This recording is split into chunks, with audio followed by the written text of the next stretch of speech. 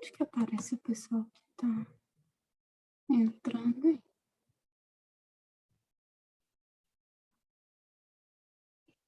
Eu acho que eu tenho que parar de compartilhar minha tela. Não aparece aqui. Beleza. Essas questões que estão marcadinhas de amarelo são as que a gente já fez. Aí eu marquei de amarelo aqui no arquivo para não me perder, né? Porque depois eu particularmente, eu sempre esqueço e tal. A resposta também tá com amarelo? Vai ficar com amarelo, professor? Posso marcar também a resposta. Se for dar trabalho... Não dá trabalho, não. Seria interessante. Deixa eu fazer isso aqui com essa primeira. Essa daqui é a letra D.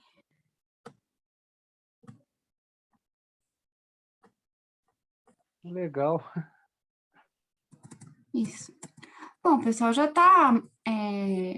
a aula já está gravando, já são 7h07.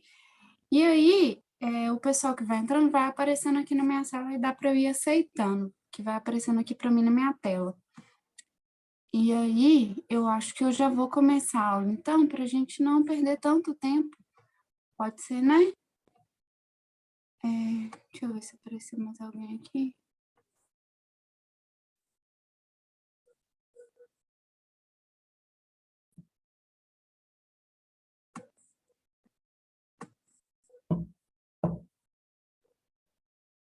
A Beatriz voltou. Tudo bem.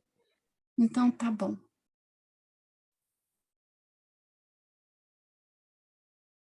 O meu celular tá com bateria. Não, mas vai dar até o final. Bom, pessoal, então vamos iniciar. Como eu falei com vocês, hoje e amanhã a gente vai focar um pouco em fazer questões, justamente porque nós vimos conteúdos um pouco mais densos nas últimas aulas, teve bastante parte de teoria, bastante parte dos pensamentos dos autores, dos sociólogos, dos filósofos.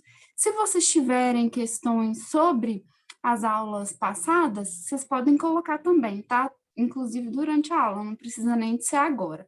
Mas se vocês tiverem questões agora, a gente pode começar por aí. Vocês têm alguma questão, de alguma dúvida que ficou das aulas da semana passada? Se vocês tiverem, a gente pode começar por aí.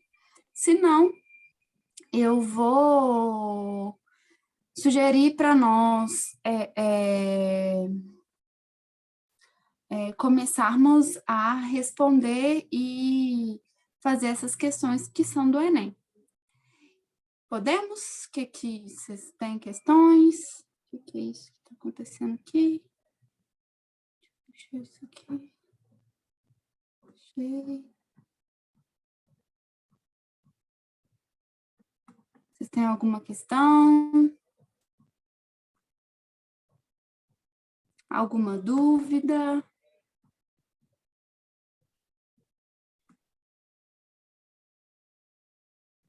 Se vocês tiverem, pessoal, a gente pode começar por aí, tá? Não? Então, olha só. Só para lembrar, recapitular um pouquinho do que eu disse nas duas aulas anteriores para conectar com a aula de hoje. As questões que nós vamos fazer hoje são, então, de introdução à sociologia, ou seja, questões que caem no Enem, que são mesmo introdutórias, tá? Porque isso é uma coisa que às vezes a gente pode achar que não, mas é cobrado também no conteúdo do Enem, para a gente ter noção de como que se deu o surgimento das disciplinas, isso vai ser cobrado, tanto no surgimento da sociologia quanto no surgimento da filosofia, mas aí da filosofia a gente vai ver amanhã, né? Então, esse tipo de questão é abordada e é cobrada no Enem como conteúdo de questão.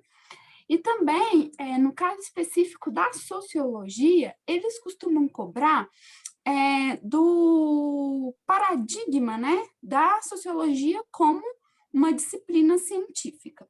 Então, se vocês se recordarem, nós vimos nas outras aulas como que a sociologia ela se tornou uma disciplina científica, como que como que alguns pensadores fizeram, né, com que ela se tornasse uma disciplina científica, quais que foram os principais pensamentos deles nesse campo. E aí, uma das coisas também que cobra-se no Enem é uma análise do aluno, né, no caso nossa, que a gente vai fazer aqui juntos, de contextos sociais a partir de teorias e perspectivas sociológicas. Então, por exemplo, essa questão 2 aqui, ela não é uma questão que vai cobrar um conteúdo de um pensamento de um sociólogo, mas ela vai cobrar um conhecimento do aluno para que ele analise um contexto social. Vocês entendem?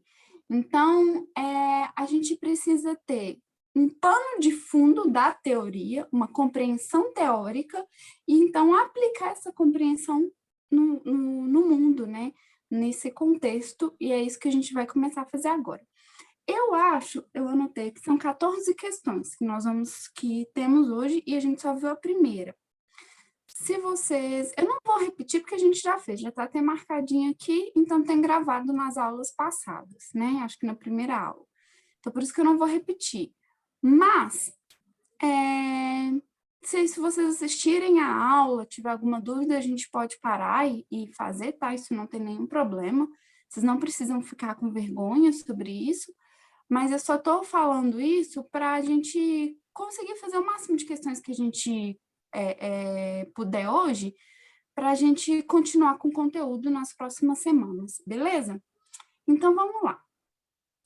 Outra coisa, eu gostaria muito da participação de vocês. Então, quando assim, vocês não precisam ter vergonha de tentar chutar a questão, de tentar analisar, eu vou tentar ler todos os textos, assim, da melhor forma possível, mas vocês vão acompanhando aí, que eu estou compartilhando a tela, e vão tentando resolver do jeito de vocês, e a gente vai aprender juntos, tá, gente? Se tiver errado ou certo, a gente vai descobrir juntos, e aí eu vou explicar dentro do contexto da questão por que a resposta está errada ou certa, tá? Não precisam ter vergonha, mas tentem participar, porque isso é muito importante para a gente aprender aqui, então. Então, vamos lá. Essa questão 2 que a gente vai fazer agora, o conteúdo aqui, vocês vão ver que nesse PDF que eu peguei, ele está disponibilizado lá nos nossos materiais de aula, tá?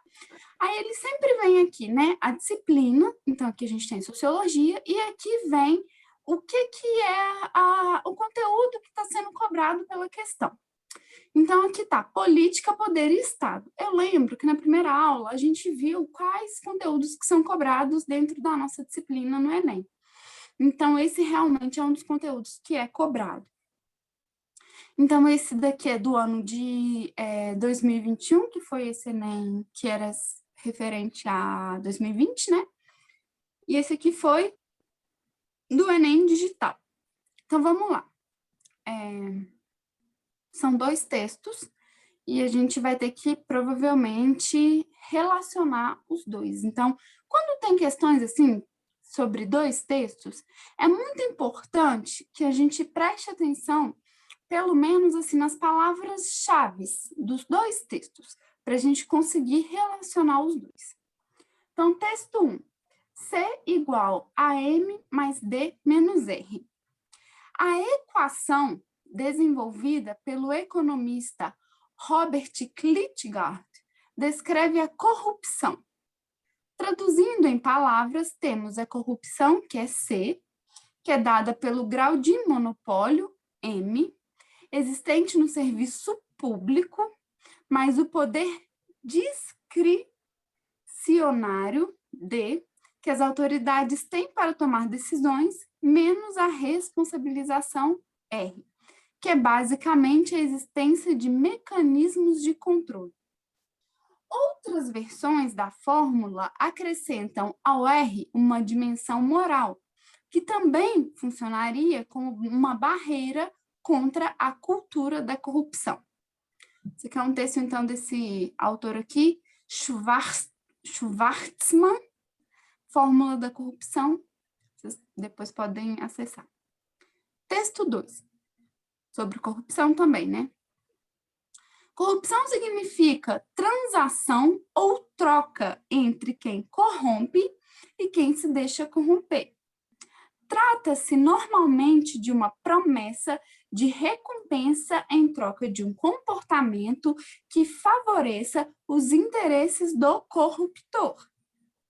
A corrupção não está bem ligada apenas ao grau de institucionalização, à amplitude do setor público e ao ritmo das mudanças sociais.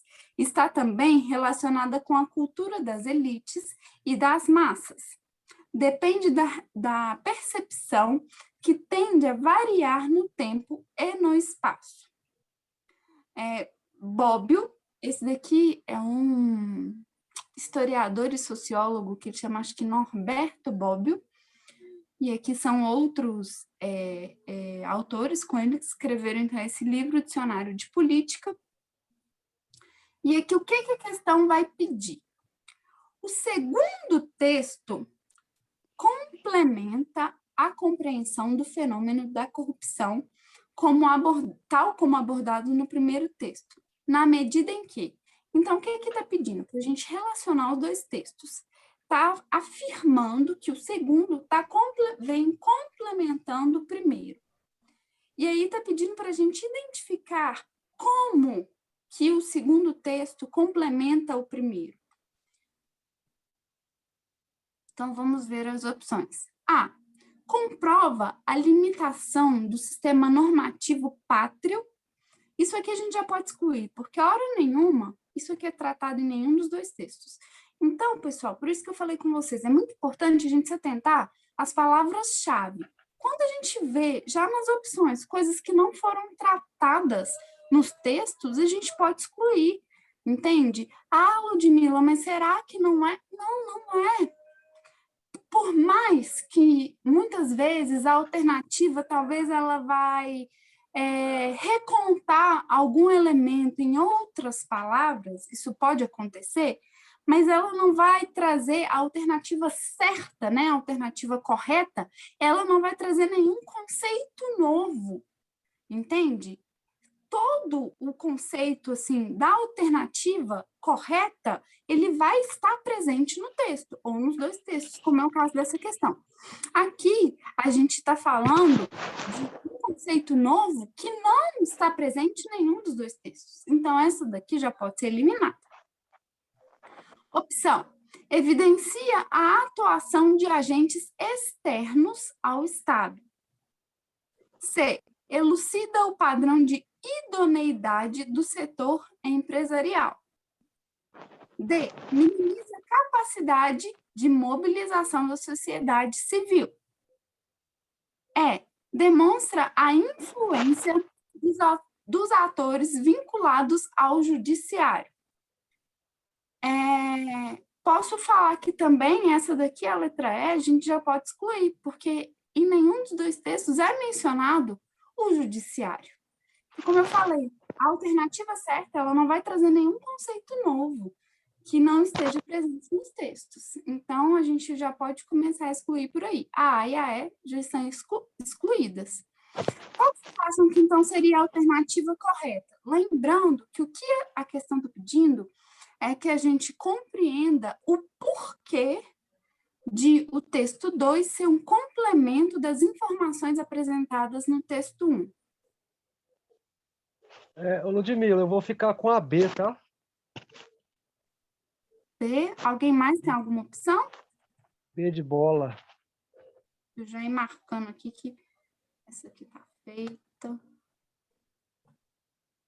Alguém mais tem alguma opção?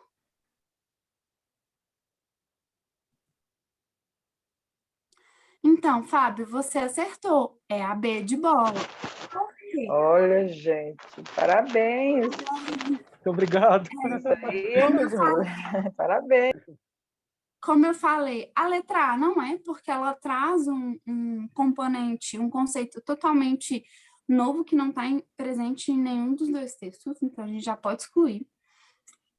A letra C elucida o padrão de idoneidade do setor empresarial, que também isso é algo que não está presente em nenhum dos dois textos. Talvez alguém pode até, sei lá, tentar falar, tipo, ali tratou do setor, falou um pouquinho ali, mas não está falando um pouco mais explicitamente de como agentes externos ao Estado, né, que, por exemplo, né, trata-se de uma recompensa de troca de um comportamento que favoreça os interesses do corruptor. Isso aqui a gente pode pensar que são empresários, de fato, mas não trata explicitamente, porque agentes externos ao Estado pode ser qualquer agente externo, né? Pode ser alguém da sociedade civil, não necessariamente uma pessoa, um CNPJ, né, empresarial. Então, a C também estaria excluída. E minimiza a capacidade de mobilização da sociedade civil? Também não é, porque isso aqui não está dado no texto, né? Não está falando, por exemplo, que a sociedade civil ela não consegue combater a corrupção. Não está trazendo esse tipo de, entre aspas, lição, né? Para as pessoas da sociedade civil. Então, sim, a letra correta é a B. Vou marcar aqui. Texto destacado.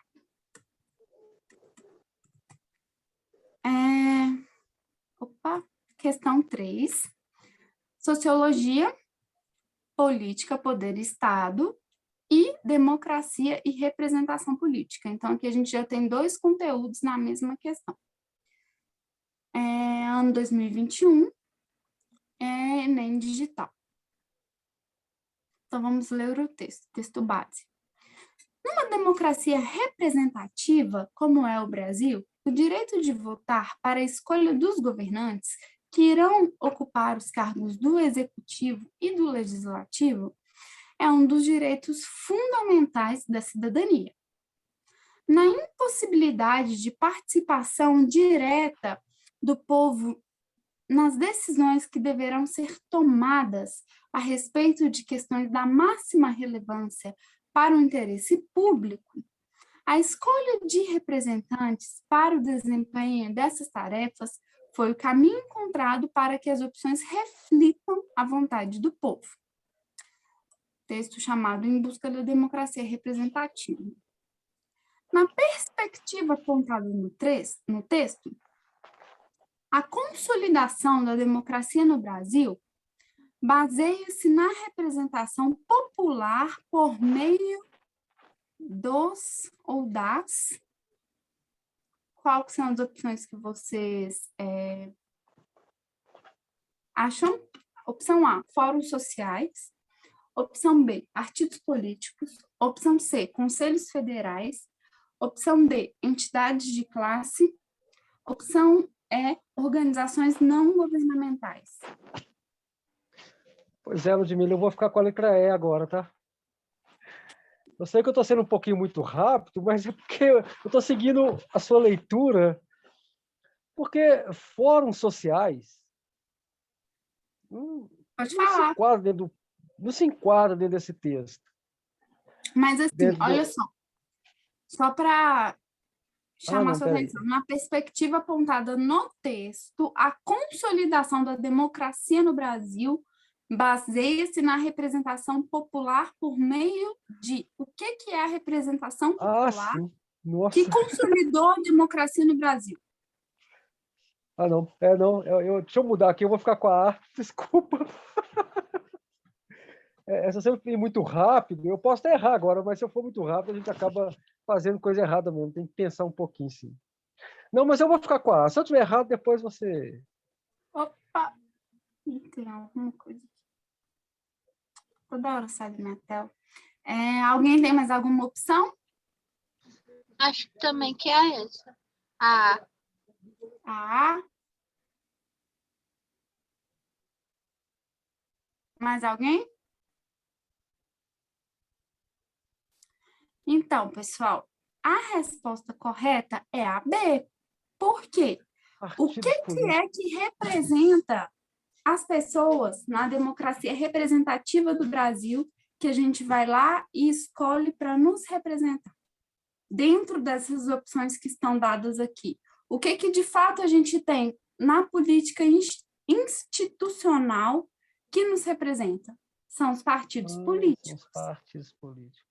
Né? Ótimo. Embora existam fóruns sociais, existam conselhos federais, como, por exemplo, existe o Conselho Federal de Educação, existe o Conselho Federal de Medicina, existam essas entidades, existem as entidades de classe, como, por exemplo, as entidades sindicais, existem organizações não governamentais, mas o que, de fato, representa a sociedade, coletivamente, as pessoas, na perspectiva do texto, né, que a gente que está falando aqui, que é no Brasil o direito de votar para a escolha de governantes, dos cargos do executivo e do legislativo.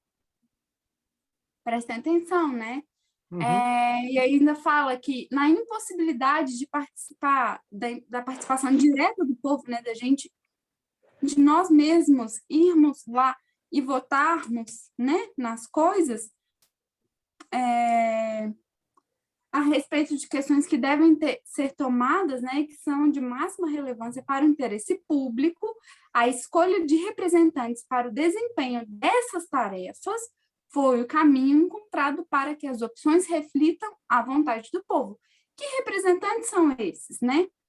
Que, na verdade, não refletem a nossa vontade e que não botam a nossa vontade, isso aí a gente já sabe também, mas na teoria seria isso, né? Então, nessa perspectiva aqui, o que consolida a democracia do Brasil baseia-se na representação popular por meio dos partidos políticos. Ok. Ok? Ok. Ficou claro? Sim. Não é uma questão difícil, é só mais compreender mesmo o que o texto está falando, né?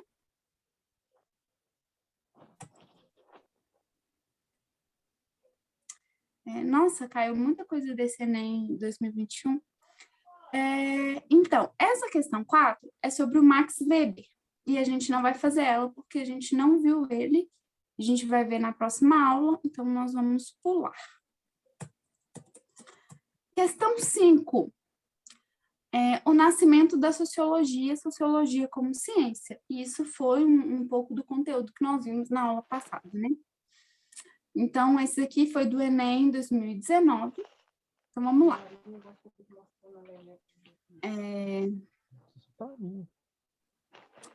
O conhecimento é sempre aproximado, falível e, por isso mesmo, suscetível de contínuas correções. Uma justificação pode parecer boa num certo momento, até aparecer um conhecimento melhor. O que define a ciência não será, então, a ilusória obtenção de verdades definitivas. Ela será antes definível pela prevalência da utilização por parte dos seus praticantes de instrumentalidades que o campo específico forjou e tornou disponíveis. Ou seja, cada progressão no conhecimento que mostra o caráter errôneo ou insuficiente de conhecimentos anteriores não remete estes últimos para as trevas exteriores da não-ciência, mas para o estágio de conhecimentos científicos historicamente ultrapassados. Esse texto é do Almeida, J.F. Almeida, Velhos e Novos Aspectos da Epistemologia das Ciências Sociais, Sociologia, Problemas e Práticas. O que está pedindo? O texto desmistifica uma visão do senso comum, segundo a qual a ciência consiste no ou na. Então, vamos entender primeiro do que o texto está falando, gente. Esse texto está tratando de uma ideia que ela é muito comum dentro de uma área que a gente chama de filosofia das ciências, que vai tratar dos fundamentos das ciências e aí de todas as ciências, que tenta mostrar que os avanços e as quebras, as rupturas de paradigmas dentro das ciências não se dão em função de descobrir teorias que serão verdades absolutas sobre o mundo, mas que o fazer científico e a ciência, né, ela vai se caracterizar muito mais pelo seu caráter crítico, sua metodologia crítica, né, muito mais por esse aspecto, do que propriamente por essa suposta função de conhecer alguma verdade sobre o mundo. Muitos pesquisadores dessa área defendem a ideia de que a ciência ela vai sempre ter um caráter aproximado do conhecimento. O que é isso? É que ela nunca vai chegar a uma verdade absoluta, a verdade vai ser sempre aproximada, porque existem aspectos do mundo natural, tanto do mundo social, quanto, podemos dizer também assim, do ser humano, né, dos objetos da ciência, que são inacessíveis para nós, enquanto seres humanos, que somos os responsáveis por fazer essa ciência. Então, a ciência é uma atividade que vai ter, né, muito mais dentro de si esse caráter crítico e de constante reflexão sobre a sua própria atividade e sobre o mundo que está ao seu redor. Então, essa é a concepção que esse texto está defendendo. Então, eu vou ler de novo com um pouquinho mais de calma para vocês entenderem. O conhecimento ele é sempre aproximado, falível e, por isso mesmo, suscetível de contínuas correções. Então, quando a gente pega essa frase aqui, é só a gente lembrar que a ciência ela foi feita, né, é desenvolvida de diversas quebras e rupturas de paradigmas, né? Então, primeiro a gente tem a ciência antiga aristotélica, que eu já falei um pouquinho para vocês, e depois a gente tem uma ruptura da Revolução Científica do século XVII, né? Com ali o Nicolau Copérnico, o Galileu, o Isaac Newton, e eles desenvolvem uma mecânica que é uma mecânica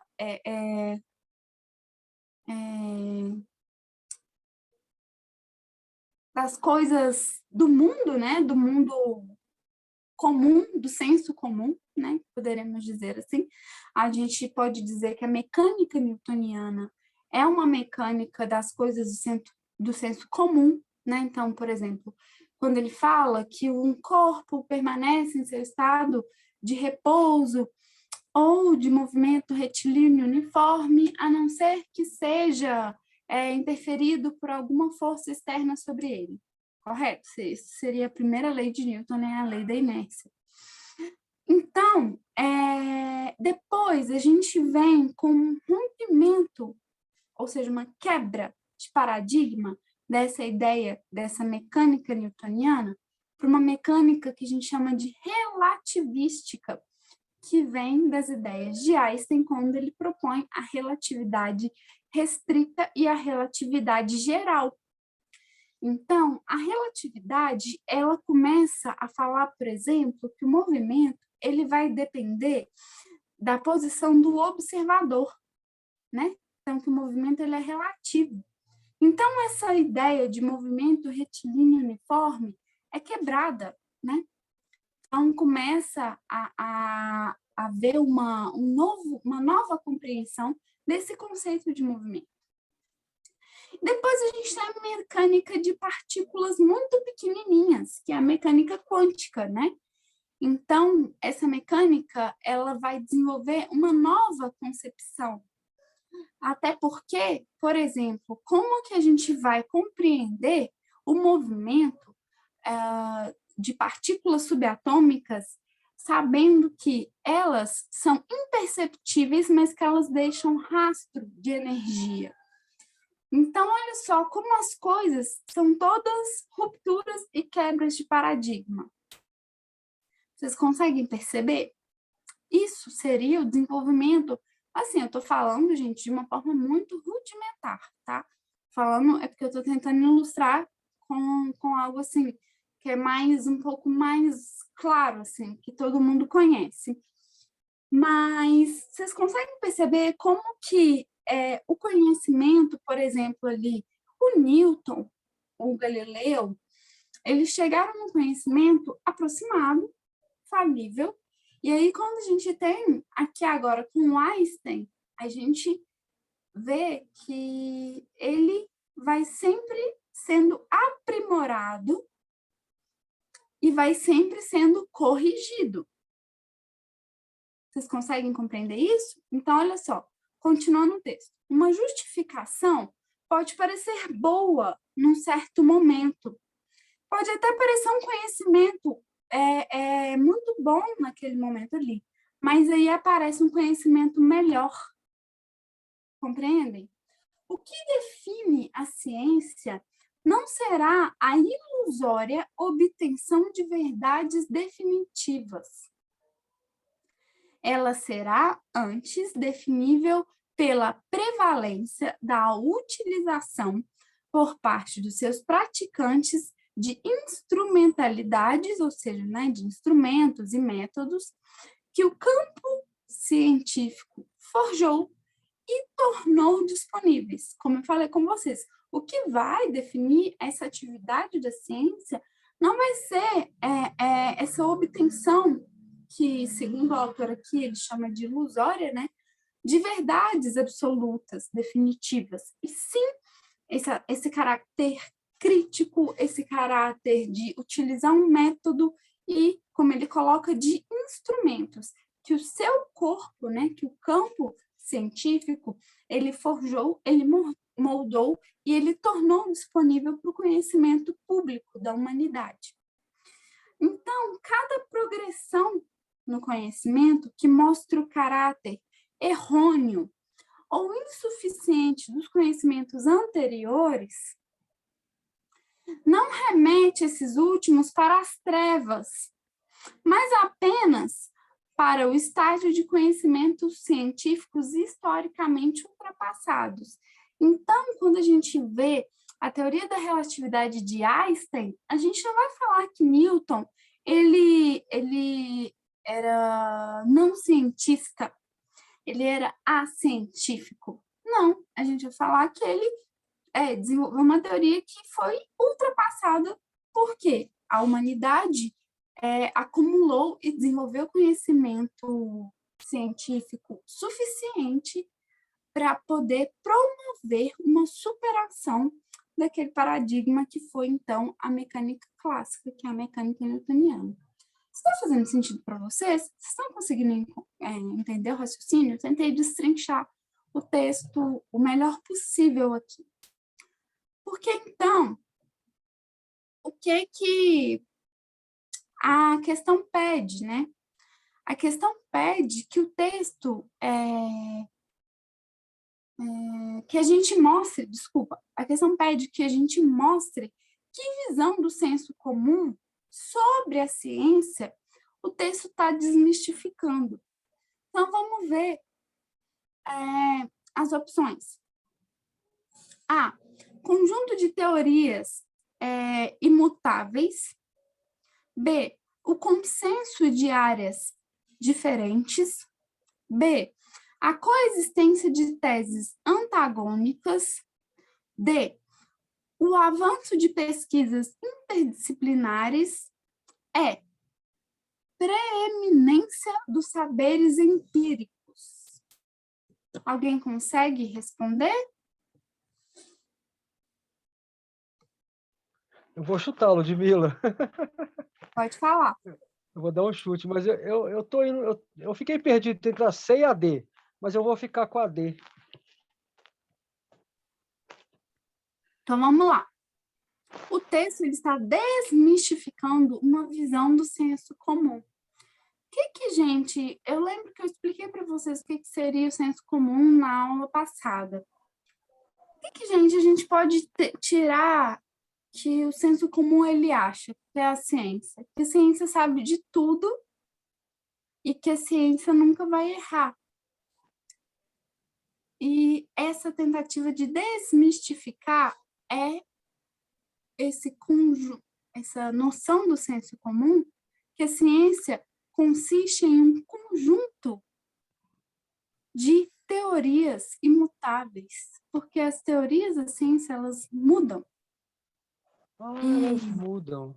De acordo com o acúmulo de conhecimento que vem sendo desenvolvido ao longo da história da humanidade e da própria ciência. E isso em todas as áreas, né? Eu dei para vocês o exemplo da física, mas isso também é em biologia, em sociologia, em história, em psicologia, em filosofia. Então, todo tipo de conhecimento, na medida em que ele vai sendo desenvolvido, aprimorado, né, pelo seu corpo de pessoas que trabalham sobre ele, né, que se debruçam sobre aquele tipo de conhecimento, ele vai fazendo o que o texto está falando aqui, né? Ele vai aplicando esses instrumentos, esses métodos, e ele vai progredindo, ele vai dando passos à frente. E aí, o que o texto ele fala é que justamente a ciência ela não tem esse caráter de propor verdades que sejam definitivas. Então, a gente não pega a teoria do Newton e a gente fala que aquela forma de descrever o movimento é a forma verdadeira. E a gente também não vai falar isso da teoria da relatividade do Einstein, porque daqui 100 anos a gente pode ter uma teoria melhor do que a do Einstein para descrever o movimento, melhor do que a do Einstein, do que a do Newton, melhor do que a mecânica quântica. Então, a gente não prega esse tipo de concepção que a gente chama de ingênua, de que a ciência ela diz respeito a verdades que são definitivas. Vocês conseguem acompanhar esse raciocínio? Está tranquilo para vocês? Conseguiram entender por que é a letra A? Sim. Sim? Sim, deu para entender. Sim, deu para entender. Beleza.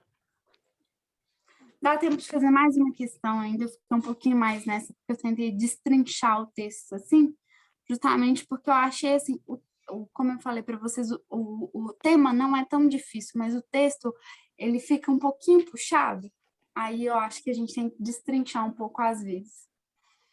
Deixa eu ver aqui. Tá, vamos fazer essa 6, então. Essa daqui é o conteúdo da relação entre indivíduo e sociedade. Do ano de 2019, né? De 2019.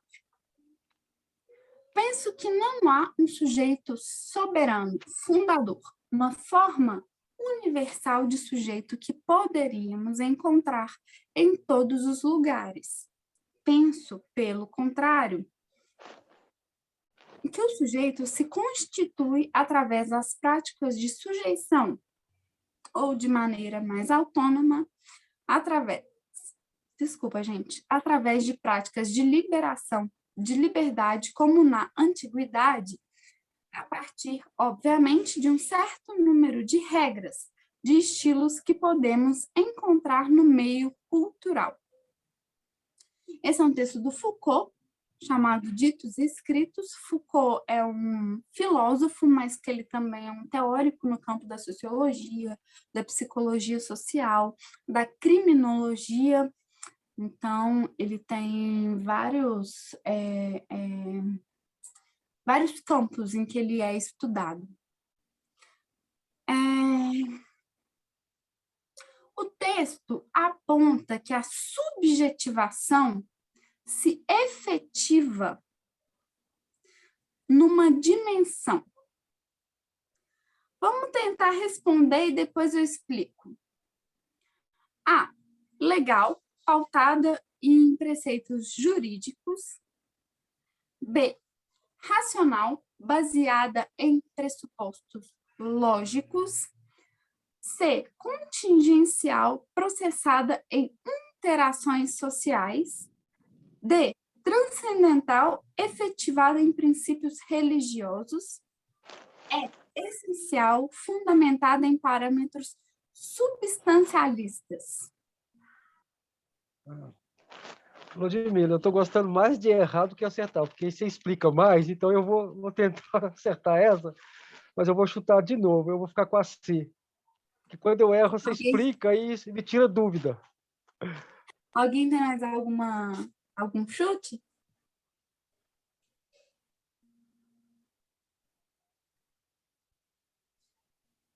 Não? Então, Fábio, você acertou. Você chutou e acertou.